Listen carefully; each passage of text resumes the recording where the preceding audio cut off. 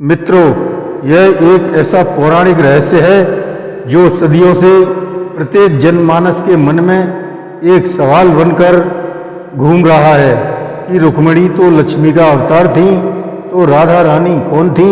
आज हम इसी रहस्य से पर्दा उठाने जा रहे हैं। उसके लिए आपको हमारे वीडियो को अंत तक सुनना होगा तथा सब्सक्राइब करके कमेंट करना न भूलें और बेल आइकन दबाकर हमारे विश्वास की पुष्टि करें, जिससे हम आपके लिए नई कथाओं को आप तक पहुंचा सकें। धन्यवाद। नमस्कार, मैं रणवीर सिंह लोटस एंटरटेनमेंट में आपका हार्दिक स्वागत करता हूं।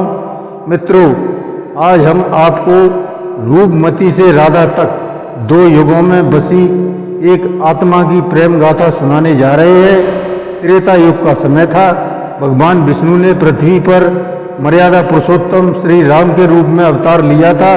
उस समय अयोध्या नगरी आनंद से भरी हुई थी, परंतु श्री राम के जीवन में त्याग और कर्तव्य की महिमा थी।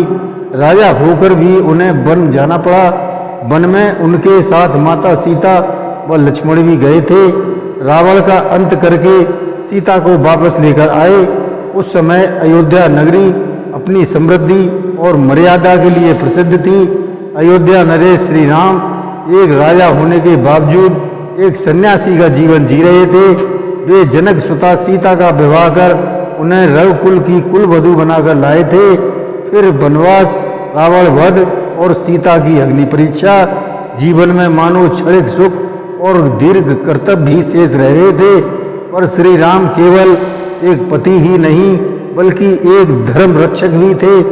प्रजाजनों के मुख से सीता की पवित्रता पर संदेह के स्वर उठे तो श्री राम ने मन को चीरकर सीता को वनवास दे दिया।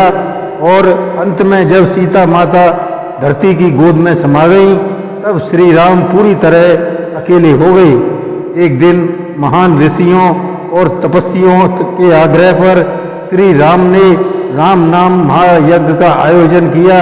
यह कोई सामान्य यज्ञ नहीं था, यह उस समय का साधक का यज्ञ था जो स्वयं के नाम को ही जप करता है। उसमें अहंकार का त्याग आवश्यक था। नियम था, यज्ञ करता एक सामान्य गृहस्थ की भांति अपनी पत्नी के साथ यज्ञ में बैठना होगा। यह सुनकर राजसभा स्तब्ध रह गई। सभी जानते थे माता सीता अब इस धरती पर नहीं थी, पर नियम को तोड़ना मर्यादा पुरुषोत्तम को स्वीकार नहीं था।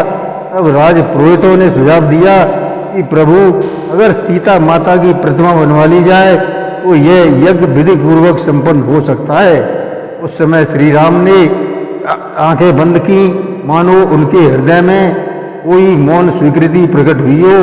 उन्होंने अनुमति दे दी तो इस प्रकार सोने, चंदन और तुलसी की मिश्रित मिट्टी से बनाई गई वह प्रतिमा दिव्य थी।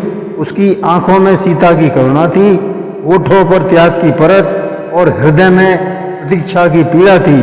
वह मूर्ति केवल प्रतिमा नहीं थी बल्कि वह सजीव लगती थी। फिर यज्ञ आरंभ हुआ। श्री राम पत्नी रूप में उस मूर्ति को बिठाकर साधक बनकर राम नाम का जप करने लगे। 7 दिवसीय यज्ञ के पश्चात जब मूर्ति विसर्जन का समय आया, अयोध्या में हलचल मच गई। जैसे ही वह मूर्ति जल में प्रवाहित करने को उठाई गई, वह प्रतिमा धीरे धीरे कांपने लगी। उसकी आंखों से अश्रुधारा बह निकली। समस्त सभा स्तब्ध हो मूर्ति के होठ भड़के और कहा, करुण पुकार उठी, प्रभु, आप मुझे पत्नी की भांति प्रतिदिन पूजन में सम्मिलित किया था। क्या अब मेरा स्थान केवल जल में बह जाने योग्य है? क्या मेरा प्रेम, मेरी भक्ति, मेरा समर्पण केवल यज्ञ की औपचारिकता बनकर रह जाएगा? श्री राम ने प्रतिमा को स्थिर किया, उनकी आंखों में गहराई उतर आई। उन्होंने पूछा, तुम कौन हो देवी? मूर्ति बोली, मैं रूपमती हूँ। तुम्हारे प्रेम की वह छाया जो सीता के त्याग के पश्चात भी तुम्हारे साथ रही थी। मैं वह आत्मा हूँ जो तुम्हारे साथ जीना चाहती थी, जिसे तुमने सीता के रूप में पूजित किया और जिसे पत्नी का अधिकार कभी नहीं मिला। क्या मेरी पीड़ा भी सुनी जाएगी? श्री राम मौन हो गए। वे जानते थे यह कोई साधारण प्रतिमा नहीं थी, यह बड़ी आत्मा थी जो उनके प्रेम की प्रतीक्षा में जन्मों से भटक रही थी। उन्होंने गहरी सांस ली और कहा, रूपमती, तुम्हारा प्रेम अमर है, पर मैं इस जन्म में धर्म का प्रतीक राम हूँ। धर्म की मर्यादा मुझे किसी और अन्य स्त्री को अपनी पत्नी के रूप में स्वीकार नहीं करने देती, लेकिन तुम्हारी भक्ति, तुम्हारा समर्पण व्यर्थ नहीं जाएगा।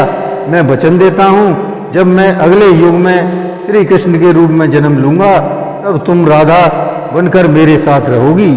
जितने दिन मैं तुमसे दूर रहा हूँ, उतने दिन मैं तुम्हारे संग रहूँगा, और तब न कोई मर्यादा होगी, न कोई वियोग। इतना कहकर श्री राम ने प्रतिमा को जल में प्रभावित किया।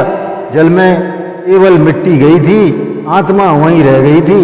अगले युग के लिए काल चक्र आगे बढ़ा और त्रेता युग बीत गया और द्वापर युग का समय प्रारंभ हो गया।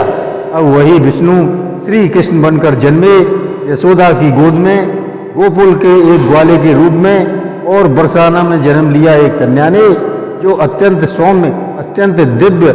राधा का मन बचपन से ही कान्हा की ओर खिंचने लगा था।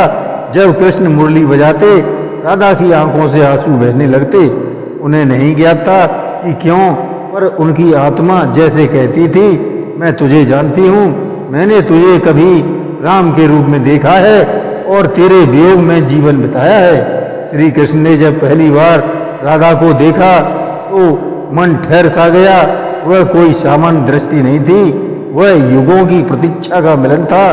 परंतु कृष्ण जो लीला पुरुषोत्तम थे, उन्होंने राधा से कुछ नहीं कहा। वे जानते थे कि राधा को स्वयं स्मरण होगा कि वह कौन है। वृंदावन की गलियों में जो प्रेम लिखा गया, वह केवल दृष्टि और मुरली के स्वर में था। राधा ने कभी अधिकार नहीं जताया और कृष्ण ने कभी दूरी नहीं दिखाई। वे एक दूसरे के हृदय में बसते थे, पर समाज के बंधन से परे थे। राधा वह आत्मा थी जो रूपमती के रूप में राम की प्रतिमा बनी थी। अब कृष्ण के साथ प्रेम के उत्सव में नाच रही थी। जब यशोदा ने कृष्ण से पूछा, पुत्र, ये राधा तुम्हारे लिए क्या है? कृष्ण मुस्कुराए, माँ, राधा मेरा प्राण है। जैसे कि तुम बिना सुर के अधूरा, जैसे गीत कोई बिना सुर के अधूरा है, वैसे ही मेरे बिना राधा का जीवन भी अधूरा है। पर माँ, राधा के बगैर मैं भी अधूरा हूँ। लेकिन राधा और कृष्ण का विवाह नहीं हुआ, क्योंकि यह प्रेम विवाह के दायरे में बंधने योग्य नहीं था। यह एक आत्मा का मिलन था, जो युगों पहले एक अधूरी मूर्ति से शुरू हुआ था कि तुम्हारा प्रेम अमर होगा। उसी वचन की पूर्णता थी। राधा कृष्ण की लीला, रूपमती की प्रतीक्षा और समर्पण जोश राधा के रूप में फलित हुई, तो यह सिद्ध हुआ कि सच्चा प्रेम कभी मिटता नहीं है, वह समय पार कर पुनः जन्म लेता है। यह कथा केवल राम सीता राधा कृष्ण की नहीं, यह उस प्रेम की कथा है जो प्रतीक्षा करता है, जो त्याग करता है और जो वचन निभाता है। राम का धर्म और मर्यादा, रूपमती का समर्पण और अधूरी याचना, राधा का प्रेम और आत्मिक मिलन, और कृष्ण का वचनबद्ध पुनर्मिलन, यही तो सनातन प्रेम है, जो देह से परे है, युगों से जुड़ा है और आत्मा के केंद्र में बसा है। तो मित्रों, यह कथा आपको कैसी लगी, कमेंट बॉक्स में लिखकर बताएं तथा वीडियो को शेयर करना ना भूलें। धन्यवाद। जय श्री कृष्ण।